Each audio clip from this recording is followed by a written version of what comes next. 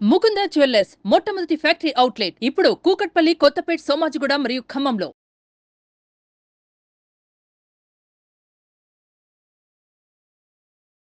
నమస్తే అమ్మా. నమస్తే అమ్మా. అమ్మా, చాలా మంది మనకి చెప్తూ ఉంటారు, ఏ మూలన ఏ వస్తువులు ఉండాలో అవే ఉండాలి, ఇవి ఇక్కడ పెట్టకూడదు, అవి అక్కడ పెట్టకూడదు అని చెప్పి. పూర్వం కూడా ఇలాంటివి ఉండేవా, లేకపోతే కొంతమంది ఈ కాలంలో మూఢనమ్మకాలు ఇవన్నీ అందరూ అలాగే పెట్టుకుంటున్నారా ఏంటి, మేము బాలేమా అని అంటూ ఉంటారు. అలాంటి వాళ్ళ కోసం మనం ఏం చెప్పగలం? అమ్మా, పూర్వకాలం అసలు ఇంత ఆలోచన చేసేవాళ్ళు కాదమ్మా. లైఫ్ స్టైల్లో అట్లా ఉండేది. అట్లా ఏమంటే పెద్దవాళ్ళు ఓ పద్ధతి చెప్పేవాళ్ళు, దాన్ని అనుసరించేవాళ్ళు. బ్లైండ్ గా. ఇప్పుడు మనం అనుసరించకుండా వచ్చేసిన తర్వాత మళ్ళీ ఏం చెయ్యాలి అని ఆలోచన వచ్చింది. ఇప్పుడు ఇల్లు కట్టాము అనుకోండి, ఇల్లు కట్టేటప్పుడు ఆ ఇంట్లో ఏది ఎక్కడ ఉండాలో అన్నీ కట్టేటప్పుడే వాళ్ళు నిర్ణయం చేసేవాళ్ళు. తెలిసిన వాళ్ళు ఎవరో ఒక పండితుడిని పిలిచి ఆ విషయాలు తెలిసిన వాళ్ళని అడిగి ఈ పక్కనిది ఆ పక్కనిది అని వాళ్ళు చేసేసేవాళ్ళు, అయిపోయేది. ఇప్పుడు అట్లా కాదు కదా.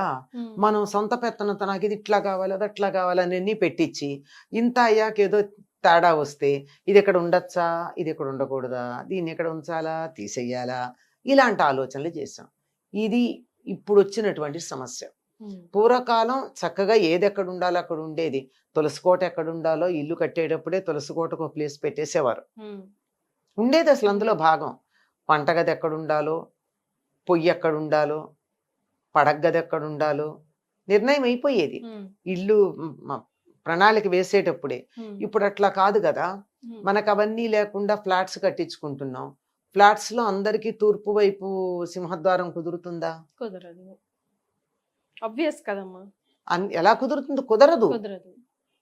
మరి సార్ దానికి తగినట్టుగా తీసుకున్నాక ఇంట్లో మాకేదో జ్వరం వచ్చింది, అందువల్ల దీనివల్ల అయ్యింది, ఏం జరిగింది అని దాని గురించి ఆలోచించటం. అదిగో తలుపు తెరవగానే ఎదురుగానే హనుమంతుడు బొమ్మ పెట్టుకోండి, వినాయకుడు బొమ్మ పెట్టుకోండి, లేదంటే ఇంకేదో పెట్టుకోండి, ఇంకోటి చాలా ఏవో ఉన్నాయి కదా ఇప్పుడు రకరకాలు, అవి పెట్టుకోండి, ఇంకేదో పెట్టుకోండి, అది పెట్టుకోండి, ఇది పెట్టుకోండి అని ఎవరో ఎక్కడో విన్నవి ఎవరో చెప్తారు కదా. ఆ అనుభవంతో చెప్తారో శాస్త్రంతో చెప్తారో తెలియదు. వాళ్ళకేదో ప్రయోజనం కూడా ఉండొచ్చు, చెప్తారు. అవన్నీ చేయాలని ప్రయత్నం చేయడం, లేదంటే ఇది ఇక్కడ తీసేయండి, అది అక్కడ ఉండటం మంచిది కాదు. ఎందుకంటే మన సొంత పెత్తనాలతో ఆలోచించి చేసుకున్న తర్వాత కొంచెం విషయం తెలిసిన వాళ్ళు చెప్పడం వల్ల ఈ సమస్యలు వస్తున్నాయమ్మా. పూర్వం ఉండేవా అని అడిగితే మాత్రం పెద్దగా ఉండేవి కాదు. ఎందుకంటే మొట్టమొదటే నిర్ణయం అయిపోయి దానికి తగినట్టుగా ఉండేవాళ్ళు అంతే. సో ఆల్రెడీ రూల్స్ రెగ్యులేషన్స్ రాసుకుని దానికి తగ్గట్టుగా ఉండేవారు కాబట్టి ఆల్టర్నేట్ ప్లాన్ చేసేది. ఇప్పుడు సొంత పెత్తనం వల్ల ప్రాబ్లమ్స్ క్రియేట్ చేసుకొని మళ్ళీ ఓహో మనం ఇది చేసినందుకేనా అని అనిపిస్తుంది. కానీ too much of saying is also too much of confusion అమ్మా. ఇప్పుడు చీపురే ఉంది, ఇది ఇక్కడ ఉండొద్దు, ఇది ఇక్కడ పెట్టావా, ఇక్కడ ఇంటికి వచ్చిన వాళ్ళు చెప్తూ ఉంటారు, ఈ రోజు ఇక్కడే ఉంది కదా, మనం అంతా బాగానే ఉన్నాం కదా అని అనుకుంటూ ఉంటాం. సో ఇవి మూఢనమ్మకాల్లాగా చూడాలా? కొన్ని డెఫినెట్ గా పాటించాల్సినవి ఉంటాయి. అవునమ్మా. సో దాన్ని ఫాలో అవ్వాల్సిందే. అలాంటివి ఏంటి? చాలా వరకు మనకి ఈ చెప్పేవి, మీరు అన్నారే చీపురు ఇక్కడ పెట్టావా, అయ్యో ఇప్పటి వరకు మాకేం నష్టం జరగలేదు కదా. ₹1 నష్టం జరగలేదు, ఎవరికి అనారోగ్యం చేయలేదు, ఏ ఇబ్బందులు కలగలేదు, మేము దెబ్బలాడుకోలేదు, హాయిగా ఉన్నాం, ప్రశాంతంగా ఉన్నాం. వీళ్ళు వచ్చి ఇలా చెప్పాక ఇవాళ నుంచి మొదలవుతుంది గోల. నిజంగా అలా అవుతుంది కూడా. నిజంగా అలా అవుతుంది.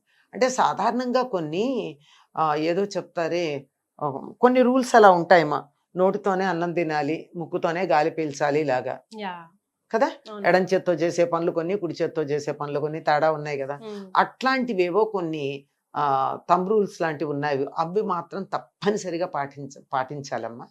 వీలైనంత వరకు ఈశాన్య దిక్కు కొంచెం బరువు తక్కువగా ఉండేట్టు చూసుకుంటే చాలు, అంతకన్నా ఇంకేం అక్కర్లా.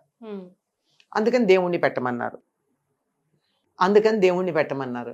కానీ దేవుణ్ణి పెట్టి కూడా రకరకాల విగ్రహాలు రకరకాల అన్ని పెట్టేసి దేవుళ్ళనే బరువు ఎక్కించేస్తుంటే ఫలితం ఏముంది? సింపుల్, అటు పక్క వెయిట్ ఉండకూడదు. ఎందుకంటే భూమి ఆ పక్కకు వంగి ఉంటుంది, వంగిన దాని మీద మరింత వంపుతామా? అది జాగ్రఫీ బట్టి చెప్పేది అంతే, అంతకన్నా ఇంకేం కాదు. పైగా అటువైపు నుంచి మనకి సూర్యరశ్మి, అది తూర్పు, ఆ వైపు నుంచి వచ్చేటటువంటి సూర్యరశ్మి అది బాగుంటుంది.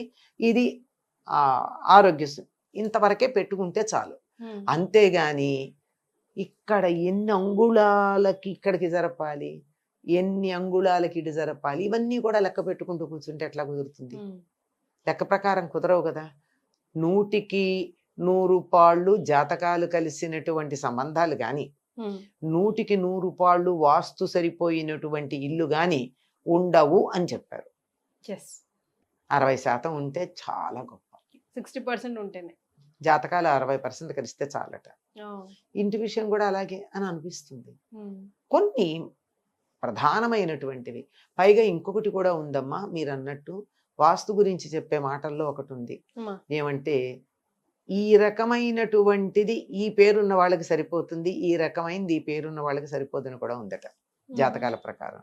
ఇక అంత డీటెయిల్స్ లో అంత వివరణల్లోకి వెడితే జీవితం అంతా దానికో చూసుకోవడం అవుతుంది, ఇంకో వాటికి ఏముండదు. కానీ ప్రధానంగా ఏమిటంటే పనికిరాని వస్తువులు, చెత్త వీలైనంత వరకు లేకుండా ఉండాలి. పాత బట్టలు, పాత సామాను, చిరిగిపోయినవి, విరిగిపోయినవి ఇంట్లో లేకుండా చూసుకోండి చాలు.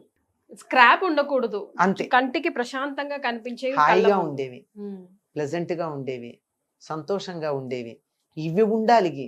మనసుకు చికాకు కలిగించేవి, చూడంగానే అబ్బా అనిపించేవి, బాధ కలిగించేవి ఇవి ఉండకూడదు. గుర్రాల ఫోటోలు ఉండాలి అలా చెప్తూ ఉంటారు కదమ్మా. Do you believe that? మీరు నమ్ముతారా?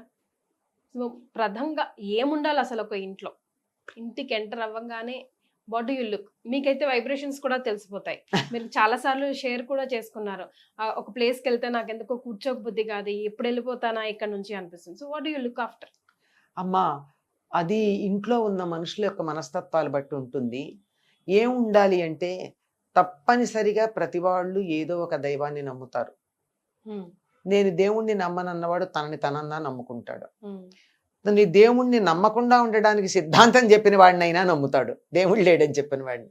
కనుక మీ సిద్ధాంతాలు, మీ నమ్మకాలు, మీ ఇష్టాలు వీటికి సంబంధించినటువంటి ఒక ఫోటో ఎదురుగా పెట్టుకుంటే బాగుంటుందమ్మా.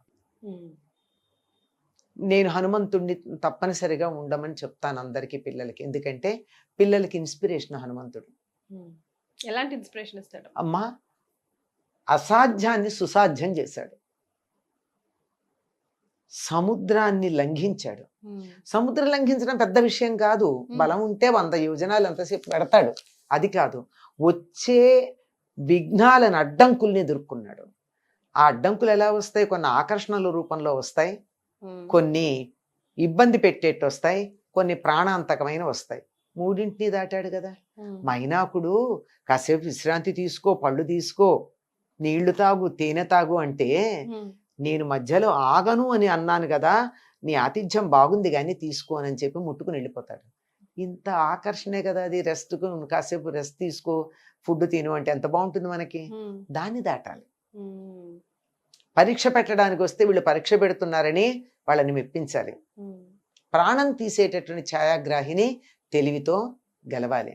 ఇవే కదా మనకు వచ్చే అడ్డంకులు. మరి అందుకని హనుమంతుడిని ఎదురుగా పెట్టుకోవాలి. అట్లీస్ట్ పిల్లల రూమ్ లో, పిల్లల కన్నా ఇంట్లో కూడా దేవుణ్ణి నమ్మేటటువంటి వాళ్ళైతే చెప్తున్నానమ్మా, ఇంట్లో ఎటువంటి నెగిటివ్ వైబ్రేషన్స్ ఉండకుండా ఉండాలంటే హనుమంతుడు ఎదురుగా ఉంటే చాలండి. All is well. ఆయన చూసుకుంటాడు, రాముడిని తీసుకొచ్చి అక్కడ పెడతాడు, అంతే. రైట్ అమ్మా, థ్యాంక్ యూ సో మచ్. నమస్తే అమ్మా. సుమన్ టీవీలో మీ పర్సనల్ అండ్ బిజినెస్ ప్రమోషన్స్ కోసం కింది నెంబర్కి కాంటాక్ట్ చేయండి.